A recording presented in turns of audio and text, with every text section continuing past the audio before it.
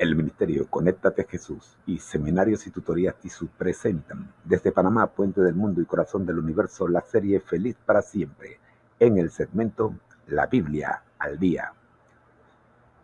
Escudriñad las Escrituras, porque a vosotros os parece que en ella tenéis la vida eterna, y ellas son las que dan testimonio de mí. Juan, capítulo 5, versículo 39. Escuchemos el capítulo de hoy. La serie Feliz para Siempre es una producción del Ministerio Conéctate a Jesús y Seminarios Virtuales TISU del hermano José A. Moreno y su equipo. Para seminarios y conferencias solicite una cita en los comentarios. Con gusto lo agendamos de manera gratuita. Bendiciones. Correo electrónico. En pantalla. conectatejm@gmail.com.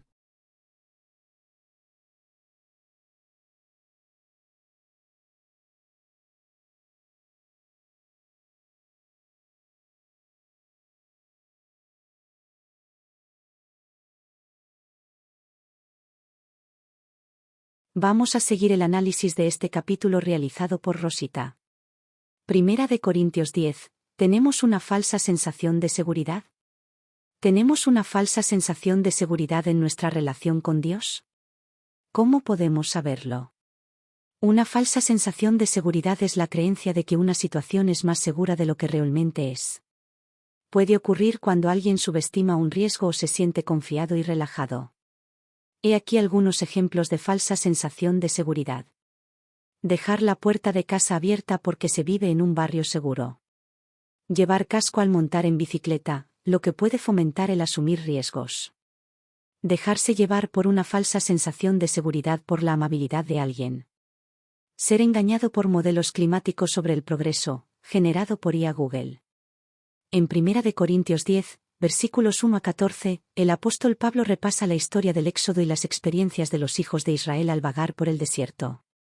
Al examinar su historia, nos damos cuenta de que, aunque grandemente favorecidos por Dios, los israelitas, que salieron de Egipto, no recibieron la recompensa de entrar en la tierra prometida.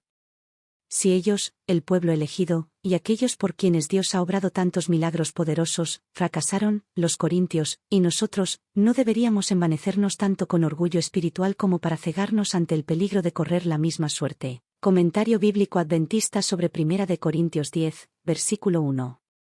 La historia tiende a repetirse. El apóstol Pablo utiliza la historia de los hijos de Israel para advertirnos de nuestro falso sentido de seguridad, con la esperanza de que la historia no se repita en nosotros. ¿Cuáles son las advertencias que el apóstol Pablo nos hace en el capítulo 10 de 1 de Corintios? Echémosles un vistazo. Si tenemos un falso sentido de seguridad en alguno de los aspectos que se presentarán, podremos corregirlos y permitir que el Espíritu Santo nos devuelva al camino correcto hacia el cielo. Advertencias contra un falso sentido de seguridad. Advertencia número 1, ser guiado y bautizado. 1 de Corintios 10, versículos 1 y 2. Porque no quiero, hermanos, que ignoréis que nuestros padres todos estuvieron bajo la nube, y todos pasaron el mar, y todos en Moisés fueron bautizados en la nube y en el mar. Primera carta a los Corintios 10, versículos 1 y 2. Los hijos de Israel eran guiados por la nube, que representaba la presencia visible de Dios con su pueblo en su peregrinar desde Egipto hasta Canaán.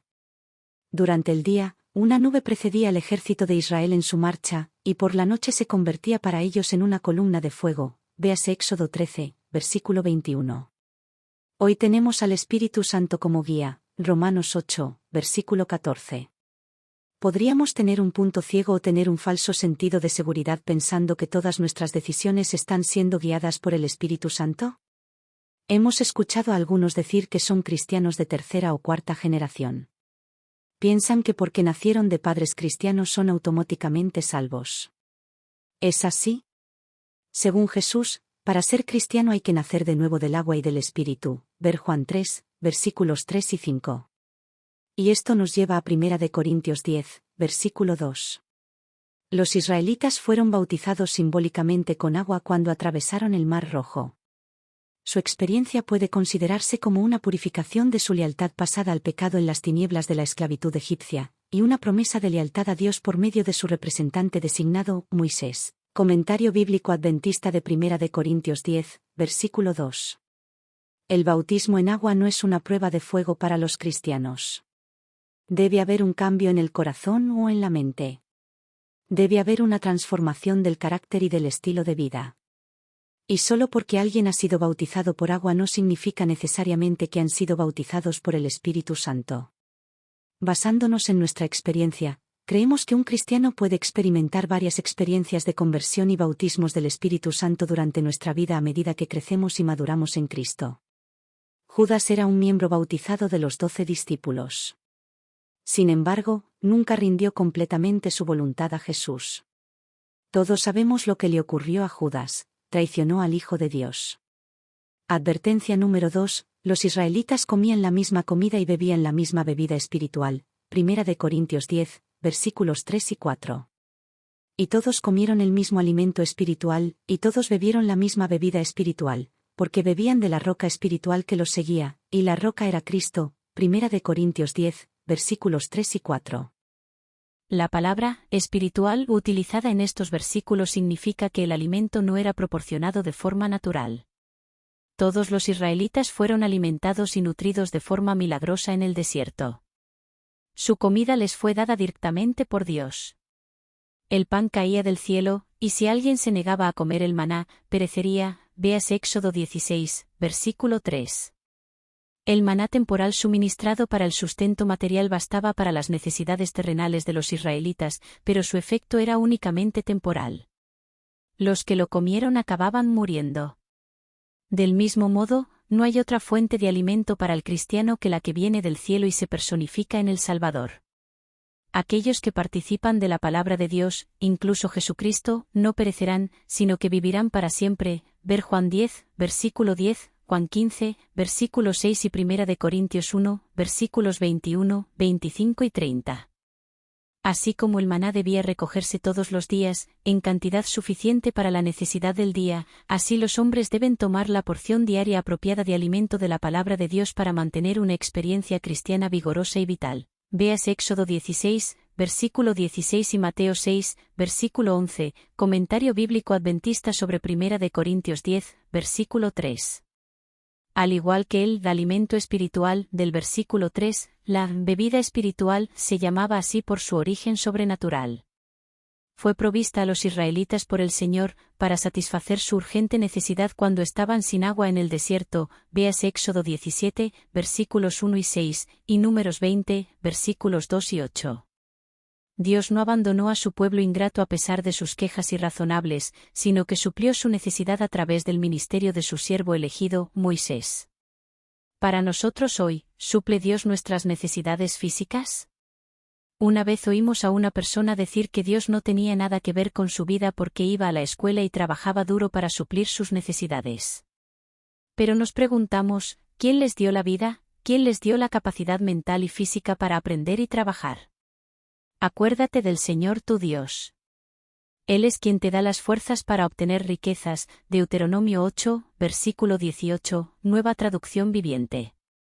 En nuestra sociedad, tendemos a excluir a Dios de nuestro pensamiento y de nuestras vidas.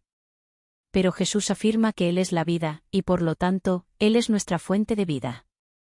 Sin Él no somos nada. Él provee la tierra que produce la comida que necesitamos. Él nos da el oxígeno que necesitamos para mantener la vida. ¿Cómo podemos dar por sentado y tener una falsa sensación de seguridad de que somos nosotros los que producimos todo lo que tenemos? Hemos visto cómo la vida de la gente cambia en cuestión de minutos. En la televisión hemos visto cómo las catástrofes naturales y los tornados y terremotos destruyen casas y negocios en cuestión de segundos. Nuestras vidas pueden cambiar en una fracción de segundo. Y es entonces cuando muchos levantan la vista y buscan la ayuda de Dios. Despertemos. Jesús está a punto de regresar a esta tierra para llevarse a sus hijos a casa. ¿Nos estamos preparando para este evento? La historia de los israelitas fue escrita, ejemplos para nosotros, para que no codiciemos cosas malas, como ellos codiciaron. 1 de Corintios 10, versículo 6. Y estas cosas les acontecieron como ejemplo, y están escritas para amonestarnos a nosotros, a quienes han alcanzado los fines de los siglos. Así que, el que piensa estar firme, mire que no caiga, y Corintios 10, versículos 11 y 12. Sí, pues, coméis o bebéis, o hacéis otra cosa, hacedlo todo para la gloria de Dios. Primera carta a los Corintios 10, versículo 31. Bendiciones. Primera carta a los Corintios 11, examínate a ti mismo. A medida que nos acercamos al final del año, se nos recuerda el nacimiento de Jesús cuando celebramos la Navidad. Sin embargo, Jesús no instituyó una celebración de su nacimiento. En su lugar, instituyó lo que se conoce como la Cena del Señor o Comunión. En 1 Corintios, capítulo 11, encontramos que el apóstol Pablo aborda el cuarto problema que tenía la Iglesia. En lugar de celebrar la Cena del Señor, como se describe en Mateo 26, versículos 26 al 30 y Lucas 22, versículos 14 al 35, la Iglesia de Corinto había perdido de vista el verdadero significado de la comunión. Revisemos el propósito y el verdadero significado de la comunión y veamos si nosotros también hemos perdido de vista el verdadero significado de esta institución que Jesús estableció antes de su muerte. Antecedentes históricos de lo que ocurría en la Iglesia de Corinto. 1 Corintios 11, versículos 18 al 22. En primer lugar, oigo decir que cuando se reúnen como iglesia hay divisiones entre ustedes, y hasta cierto punto lo creo. Sin duda, tiene que haber divisiones entre ustedes, para que se demuestre quienes cuentan con la aprobación de Dios. De hecho, cuando se reúnen, ya no es para comer la cena del Señor, porque cada uno se adelanta a comer su propia cena, de manera que unos se quedan con hambre mientras otros se emborrachan. ¿Acaso no tienen casas donde comer y beber, o es que menosprecian a la Iglesia de Dios y quieren avergonzar a los que no tienen nada? ¿Qué les diré? ¿Voy a elogiarlos por esto? Claro que no. Primera Epístola a los Corintios 11, versículos 18 al 22, Nueva Versión Internacional.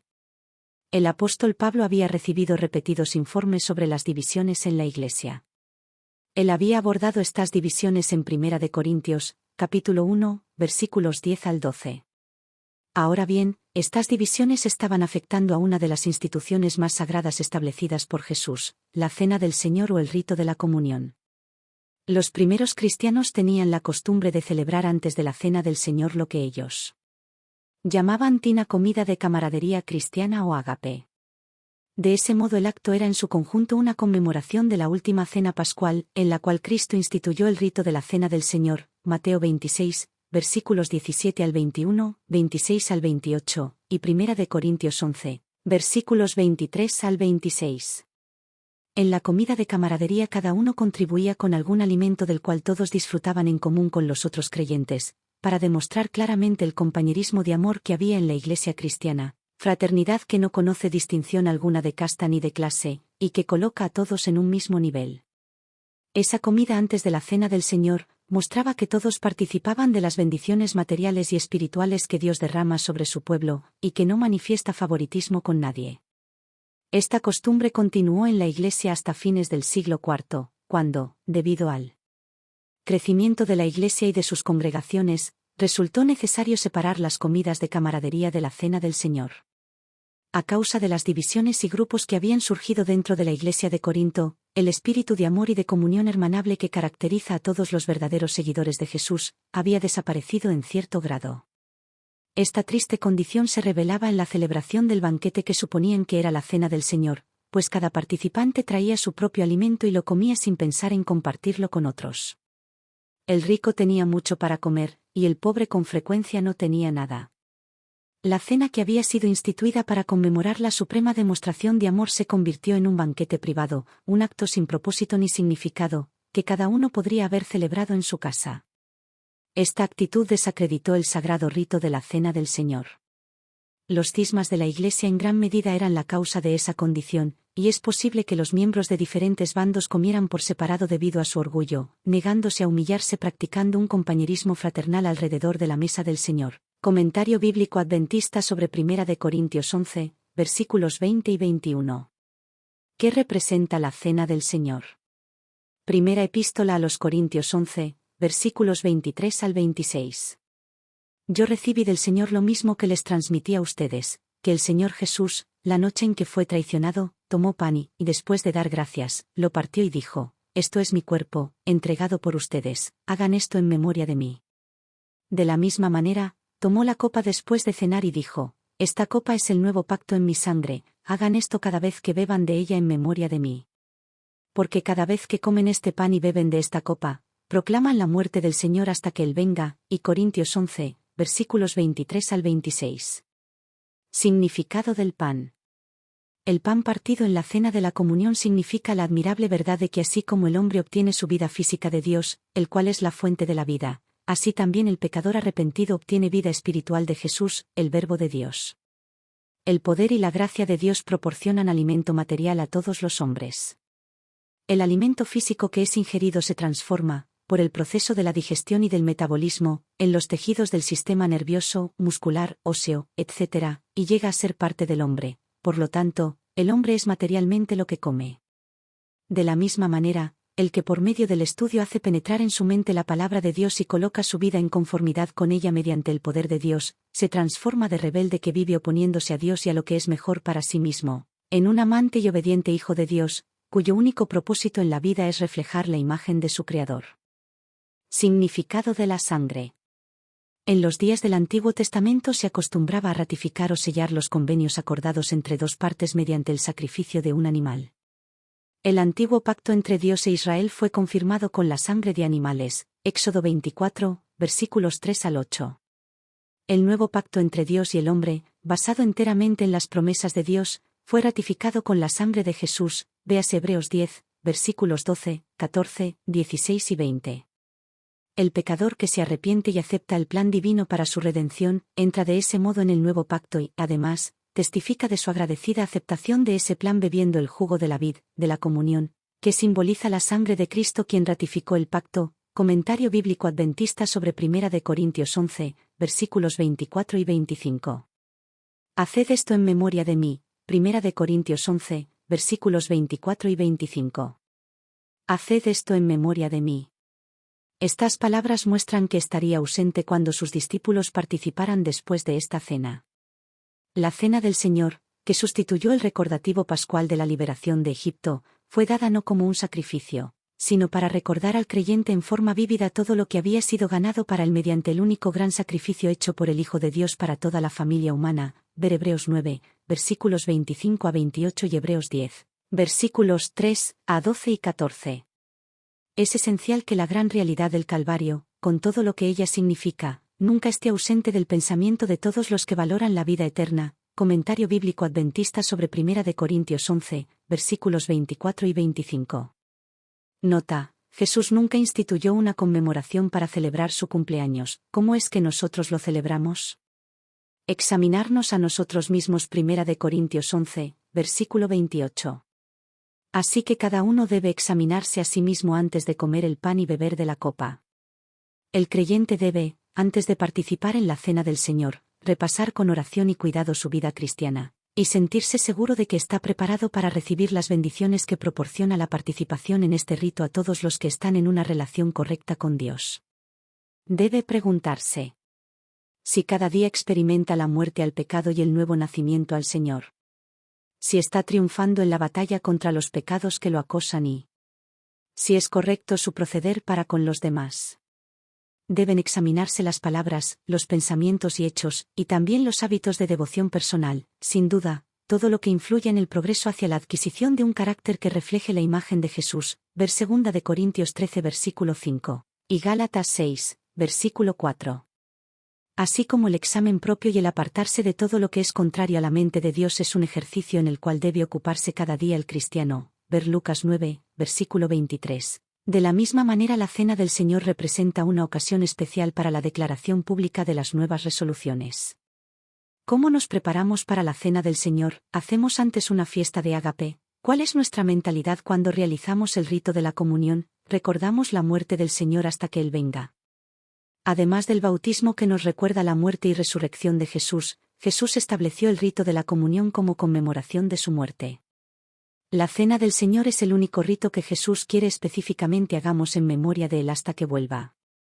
¿Amamos a Jesús? Él nos pide que hagamos el rito de la comunión como Esta es una recordatorio serie de lo con que hizo por 180 nosotros vídeos en la con la cruz cual del estamos Calvario. celebrando ¿Estamos los dispuestos a 180 hacer años esto de en inicio memoria del de él? juicio investigador en el santuario celestial? Temed a Dios, y dadle gloria, porque la hora de su juicio ha llegado, y adorad a aquel que hizo el cielo y la tierra, el mar y las fuentes de las aguas. Apocalipsis 14, 7. Por lo tanto, le esperamos en el siguiente programa. Bendiciones. La serie Feliz para siempre. Es una producción del Ministerio Conéctate a Jesús y Seminarios Virtuales TISU del hermano José Moreno y su equipo. Para seminarios y conferencias solicite una cita en los comentarios. Con gusto lo agendamos de manera gratuita. Bendiciones. Correo electrónico. En pantalla. conectatejm@gmail.com. This is a series of 180 videos commemorating the entrance of our Lord Jesus Christ into the most holy place, in the heavenly sanctuary, beginning the investigative judgment by Brother Jose Moreno. From the ministry, connect with you for your comments. We hope you will join us for our next program. For comments, write to us at the email address that appears on the screen. Blessings. To be continued. This series will continue. To be continued. This series will continue.